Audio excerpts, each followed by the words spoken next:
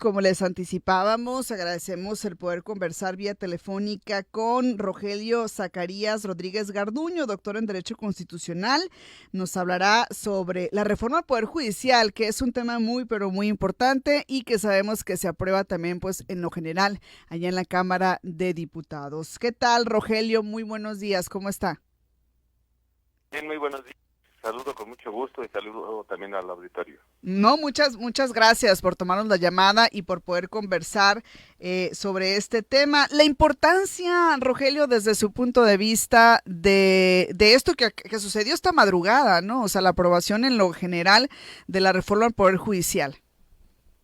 Bueno, ciertamente esta mañana se aprobó lo general el dictamen por parte del Pleno de la Cámara de Diputados que sesionó en sede alterna, sala de armas de la Magdalena Michuca para ser específicos, y que en donde efectivamente se ha aprobado lo general, se están ahora discutiendo las reservas en lo particular, y se especula que hoy en alrededor de ya una hora máximo algo así, se está aprobando ya también todo el dictamen para que sea enviada la minuta a la Cámara de Senadores.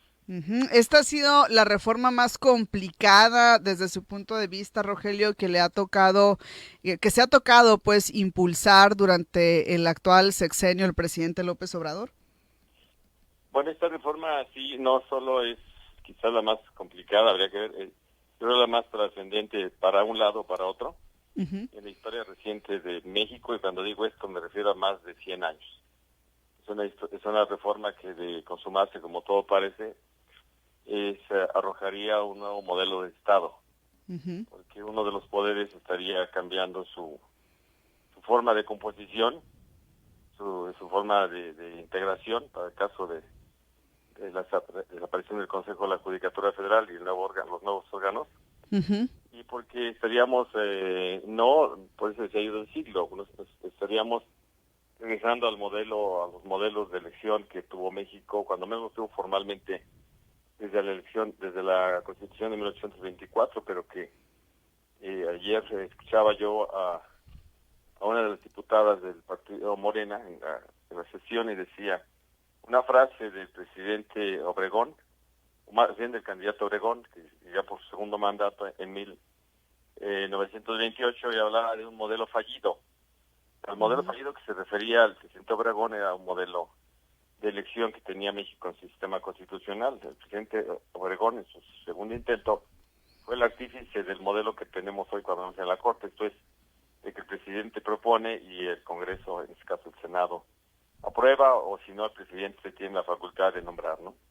Así que esta cita que hacía la diputada es una cita que debería ubicarnos en el tiempo histórico de México, porque ciertamente allá en 1928, ya casi un siglo, estábamos cambiando el modelo de elección que tuvimos a un modelo de designación. Ujú. Ok, muy interesante esto que nos comparte entre los puntos más importantes. Hay muchos puntos, pero ya sabemos que mucho se ha hablado sobre el hecho de que podrán ser elegidos por voto popular jueces y magistrados, también habrá una nueva integración de la Suprema Corte de Justicia de la Nación. Y bueno, de todo esto, ¿qué rescataría usted, Rogelio? ¿Qué considera es lo más importante y aquello que no debemos de perder de vista? Bueno, yo partiría de la idea de que no he escuchado a nadie, de verdad a nadie, que no reconozca que el Poder Judicial requiere una reforma. Creo que este tema abrió una situación que teníamos por ahí aplazada, o en silencio los mexicanos. El Poder Judicial requiere una reforma, y algunos de los puntos de la reforma, déjeme decirle que no serían discutibles. Por ejemplo, el bajar de 11 a 9 ministras y ministros. Lo hemos tenido en otro momento, el hecho de que el Consejo de la Judicatura Federal se desvincule de la Corte, es algo que se ha dicho por académicos, abogados, por políticos, por la sociedad, estudiantes, etcétera. Son puntos comunes, pues. El tema donde se encuentra en la polémica es en cuanto a la forma de, ahora ya no de designación, sino de elección. Ir a la Ujú. urna, y tiene dos aristas. Unos, quienes consideran que pues, hay que hacer efectiva la Constitución, en cuanto a que todo el poder dimana del pueblo, ¿no? Y es instituido para beneficio del pueblo. Esto es la legitimación para ir a la urna de uno de los poderes que históricamente en el mundo, en todo el mundo no va a la urna. Y no va a la urna porque el juez o los jueces tienen que llegar con la legitimación, digamos, voy a usar ese término, la legitimación de la imparcialidad. Entonces no pueden atender a favorecer a sus electores, ¿no? Alguien que va a una urna va con una propuesta para un sector que votará por él y otro sector que no votará por él o por ella. Entonces el modelo a nivel mundial, mayoritario, aunque hay algunos países que tienen modelos híbridos, como Estados Unidos, como algunos países escandinavos, es que los jueces, sobre todo los jueces del mayor nivel de la última escala, no deban tener esa característica de compromiso, voy a llamarlo así. Pero el tema singular que me llama mucho la atención y alerto es que pensemos que bueno, podríamos aceptar que tenemos que enfrentar un cambio como mexicanos. Además parece imparable, ¿no? El problema está en que no es una abogada, un abogado que reúna los requisitos en sí mismos, quien con los méritos, incluyendo por supuesto a las actuales juezas, jueces, magistrados, ministros, es que se vaya a la boleta, en este último caso ellos se dan de manera automática, sino que tienen que pasar por un tamiz, y eso lo quiero decir muy claro, que tienen que pasar por ser propuestos por el presidente de la República en cada uno de los niveles, 10 en el caso de los ministros y ministros, 10 también para magistrados de la Sala Superior del Tribunal Electoral, el Tribunal de Disciplina Judicial también, y luego hacia abajo son 2, ¿no? Pero así también son 2 del Congreso y 2 de la Corte, y 10 del Congreso y 10 de la Corte. No quiero confundirles.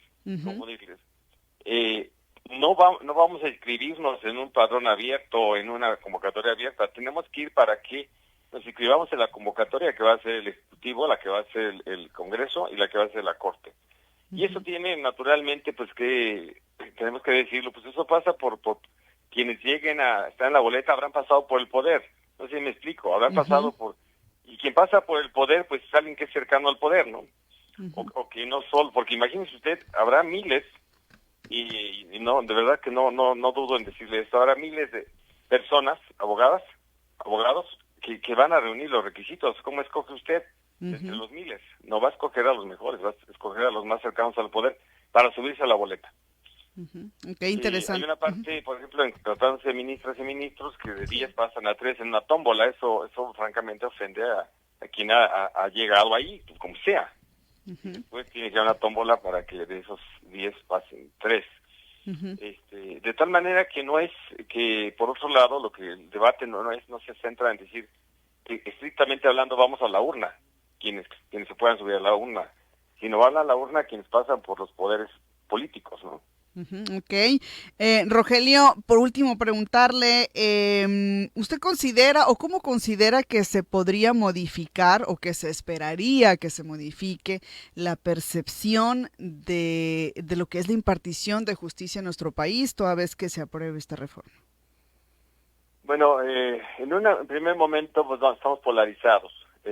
Habrá quienes consideren que esto cambiará, que acabará con la corrupción, el nepotismo, con la insensibilidad de jueces por cuanto hace un sector que así lo es y otro por supuesto que no.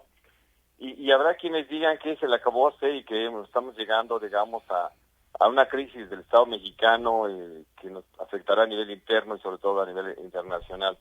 A mí me parece que esto se irá decantando, esta es mi opinión, se irá decantando en la medida de que quienes lleguen a las urnas en un periodo transicional pues se vayan legitimando sus propias sentencias, se vayan legitimando sus decisiones y más sea de su origen político. Justamente es así como todos los jueces se legitiman en sus decisiones.